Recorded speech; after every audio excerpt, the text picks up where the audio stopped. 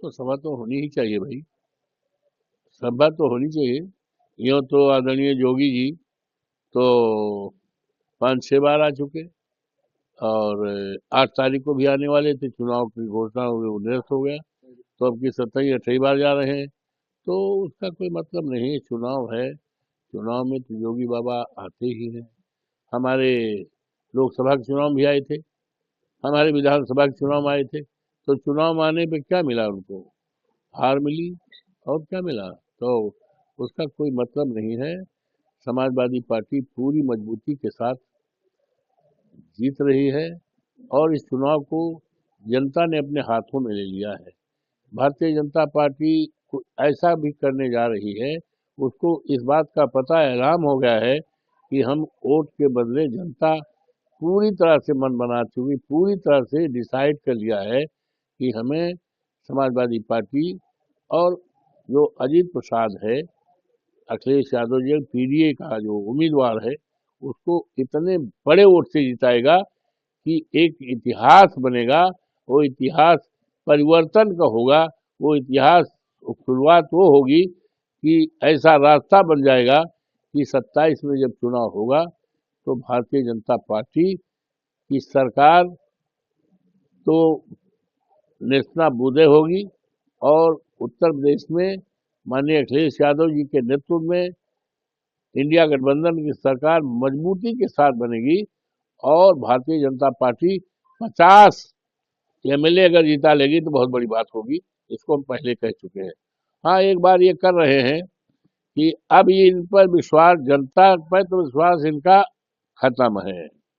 ये तंत्र में विश्वास करेंगे, तंत्र को इस्तेमाल करेंगे, लेकिन वो चलने वाला नहीं।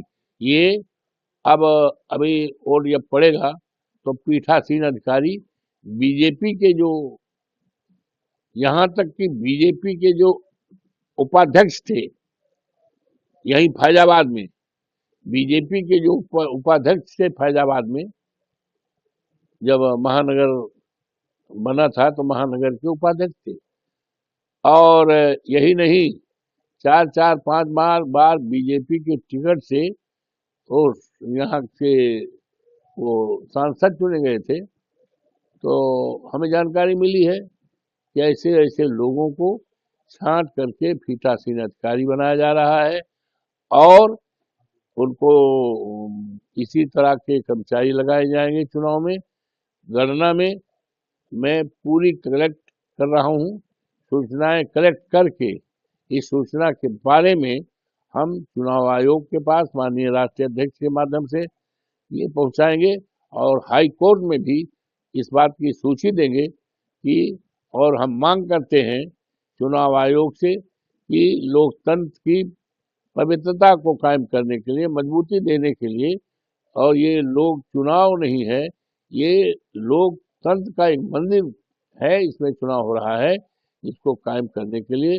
और जो ये करने जा रहे हैं, सूची मंगा रहे हैं, और हम मांग करते हैं कि चुनाव में जो अभी 24 में जो चुनाव हुआ है लोकसभा का, उसमें लोकसभा के चुनाव में मिल्कीपुर में जो पीठासीन अधिकारी रहे हों, जो कर्मचारी रहे हों, मतगणना में जो रहे हैं, उनको लगा दिया जाए।